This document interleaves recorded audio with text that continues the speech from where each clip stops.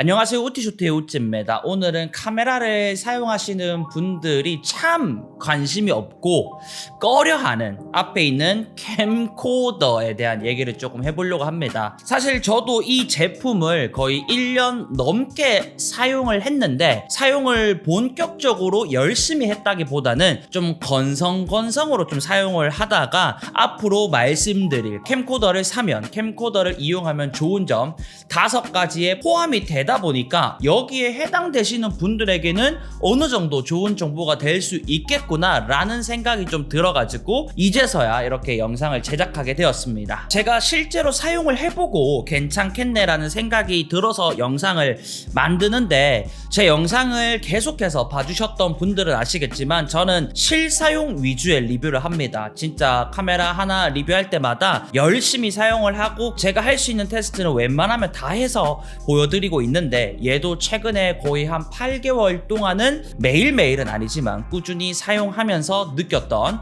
그런 특징 5가지에 대해서 말씀드려 보겠습니다. 자, 첫 번째로 말씀드릴 것, 이 캠코더는 누가 사용을 하면 좋을까요?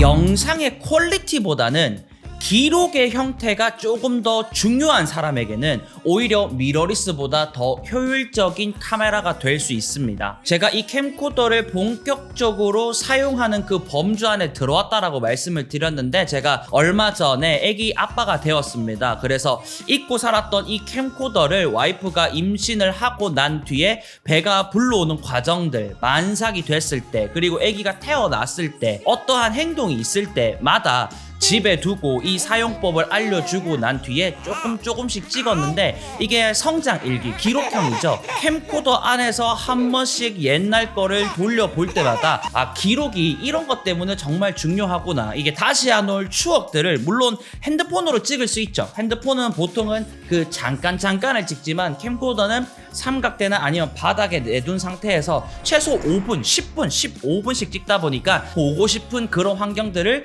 기록을 할 수 있는 기기가 바로 캠코더였거든요. 그래서 누가 이 캠코더를 사용을 하면 좋을까? 저와 같은 환경인 뭔가의 성장 일기를 담는 분이라든지 보고형, 기록형의 행사 스케치를 남기려고 하시는 분들, 회의나 공연, 스포츠 경기 같은 것도 있을 수도 있을 거고요.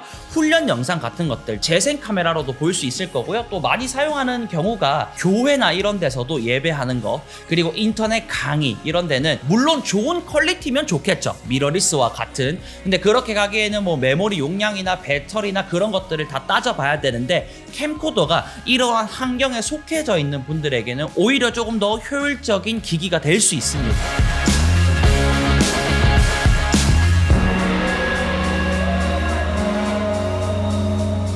두 번째, 자동 촬영과 촬영 속도입니다. 미러리스를 사용을 한다라고 하면 자동 모드를 사용을 하지 않습니다. 무조건 M 모드에 어떤 촬영을 할 건지에 대한 렌즈 선택이나 필터 선택이나 이런 촬영 셋업들을 다 정해서 촬영을 하게 됩니다. 근데 말씀드렸듯이 그러한 퀄리티보다는 내가 캠코더를 열고 바로 붙어있는 손가락을 이용을 해서 버튼만 누르면 바로 영상 촬영이 되고요. 보통 자동 모드로 사용을 합니다. 얘도 M 모드가 있고 셔터 속도 조리개 제가 수동으로 잡을 수 있겠지만 그렇게 잡아서 촬영하면 이 캠코더 본연의 기능을 조금 잃는다고 생각을 하기 때문에 저는 자동 모드로 사용을 하고 있습니다. 그리고 지금 저를 촬영을 하고 있는 이 풀프레임 카메라보다 센서가 작습니다. 센서가 작다라는 말은 다른 여러 가지의 단점이 있겠지만 우선은 심도 표현에서 센서가 작은 것들이 불리합니다. 심도가 풀프레임에 비해서 얕기 때문에 초점이 나갈 일이 잘 없습니다. 그래서 크게 신경 쓰지 마시고 찍으면 됩니다.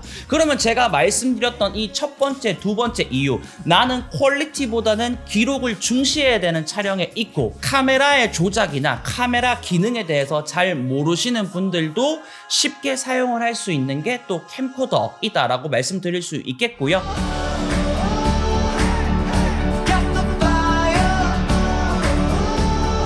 세 번째는 추가 렌즈가 필요 없는 압도적인 줌 레인지입니다. 우리가 일반적으로 미러리스를 사용을 한다고 해볼게요. 지금 같은 어느 정도의 심도 표현이 나와야 될 때는 단렌즈, 야외에서 전천후로 찍어야 될 때는 뭐 표준 줌 렌즈, 멀리 있는 걸 찍어야 될 때는 망원 렌즈, 이렇게 렌즈 하나하나마다 구매를 하고 그때마다 렌즈를 교환을 해줘야 되는데, 환산 화각 기준으로 25mm에서 600mm까지 4K 기준입니다. 광학 줌이 됩니다. 그 말은 뭐냐, 25mm로 가까이에 있는 거, 600mm로 진짜 멀리에 있는 것까지 한 번에 이 렌즈로 담을 수가 있습니다. 자, 계속 반복해서 첫 번째, 기록이 더 중요한 사람들, 카메라를 잘 모르시는 분들, 근데 그 환경에서 내가 가까이 있는 것도 찍어야 되고 멀리 있는 것도 찍어야 되는 분들에게 캠코더를 추천드릴 수 있게 되는 거죠.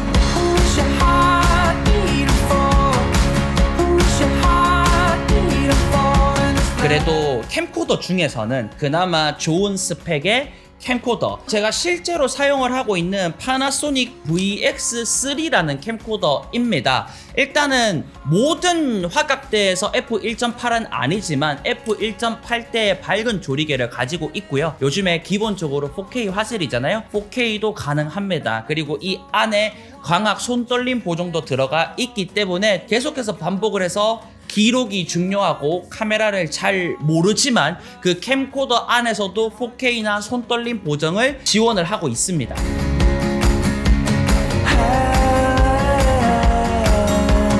미러리스라고 하면 우리가 이렇게 잡고 잘 모르시는 분들에게 미러리스를 주면 보통은 뷰파인더에 손을 갖다 댑니다. 뭐 우리가 영상을 찍다가 조금 안정성이 필요한 경우는 겨드랑이를 붙이고 뭐 닌자 워크를 이용을 해서 이런 얘기들 많이 하는데, 캠코더는 처음 사용하시는 분들에게 딱 전해줘도 여기 오른손을 집어넣고요, 뚜껑 열고요, 그리고 촬영을 하라고 하면 지금 줌 이 손에 있고요, 촬영이 이 손에 있습니다. 건드릴 게 따로 없다는 얘기죠. 만약에 다른 미러리스로 내가 줌을 해야 되면 줌을 하면서 또 흔들릴 수도 있고요. 그 안에서 설정 값들을 다 바꿔야 되는데 잘 모르시는 분들이 이거를 어떻게 알겠습니까? 내가 장시간 기록을 해야 된다면 삼각대에 올리겠죠. 올리고 내가 미리 이렇게 보는 것도 되고 옆으로 보는 것도 가능합니다. 뿐만 아니라 그냥 일반적으로 내가 들고 찍어야 되는 환경에서도 기록하기가 매우 좋은 게 바로 캠코더입니다. 그리고 여러분 아시는지 모르겠지만 한 4년에서 5년 전쯤에는 일반 미러리스들도 촬영 제한 시간이 다 있었습니다. 제가 알기로는 이 캠코더만이 가지고 있는 기준 때문에 그런데, 그래서 30분이 지나면 촬영이 종료되기도 하고요. 그리고 일정 용량에 따라서 영상이 구분지어서 저장되기도 했습니다. 근데 영상 시장이 너무 좋아지고 이 캠코더만의 그 뭐라 그러나요? 그 뭐 특허라 그러나요? 그런 게 사라졌는지 모르겠지만 요즘에는 우리가 사용하는 미러리스에도 무제한 촬영이 되기 시작한 지가 얼마 안 됐습니다. 그때만 하더라도 이 캠코더의 위상이 조금 더 높았던 것 같은데 지금은 그러한 부분들은 조금 낮아졌지만 굉장히 높은 화질과 DR과 비트레이트를 갖고 있는 건 아닙니다. 기록에 좀 중점이 돼 있기 때문에 메모리 카드를 V30 500기가만 더 사용을 해도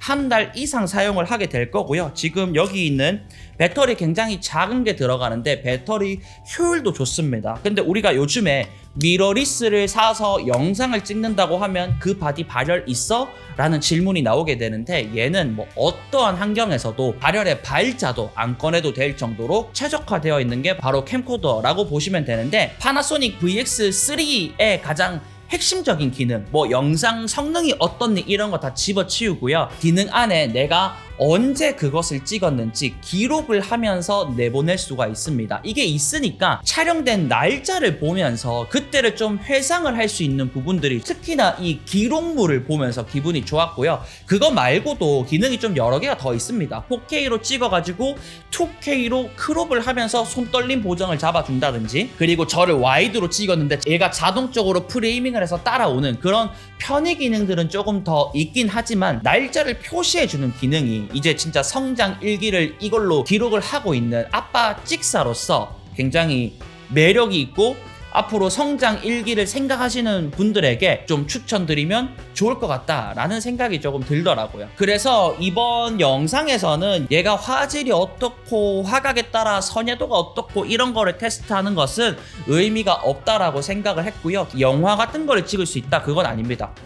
100% 10번, 100번 싸워도 우리가 일반적으로 사용하는 미러리스보다 퀄리티는 낮습니다. 그래서 제가 강조하는 것이 기록이 중점이신 분들에게는 가격적인 측면에서 렌즈를 추가 구매하지 않아도 되는 환경에서 얘 하나만 있어도 웬만한 것들은 다 처리를 할 수 있고요. 그냥 쉽게 생겼지만 위에 뚜껑 열면은 여기 위에 마이크도 달 수 있기 때문에 마이크 달아서 삼각대 정도만 들이시면 추가로 드릴 거 없이 사용할 수 있는 게 캠코더였고요. 쉽게 사서 기록을 하는, 어려운 걸 사가지고 기록을 못하는 것보다는 차라리 기록을 하는 게 조금 더 나은 환경에 있는 분들에게는 이 파나소닉의 VX3 캠코더를 한번 소개시켜 드리고 싶은 마음에서 이렇게 영상을 촬영하게 됐고요. 계속해서 성장 일기를 기록을 하고 있으니까요. 구매를 하기 전에 이러한 기능 됩니까? 이거는 좀 어떤가요? 하시는 분들이 있으면 편하게 댓글 달아주세요. 제가 테스트를 해서 말씀드릴 수 있도록 하겠습니다. 이상 우티쇼트의 우찌였고요. 오늘도 영상 봐주셔서 감사하고요. 하루 마무리 잘 하시고 잘 주무시고 잘 일어나셔서 그날도 행복한 하루 되시기를 응원하겠습니다. 그러면 안녕히 계십시오. 마지막으로 지금 촬영 환경 자동입니다. 자동 롤 25mm 천천히 쭉 당겨 볼게요.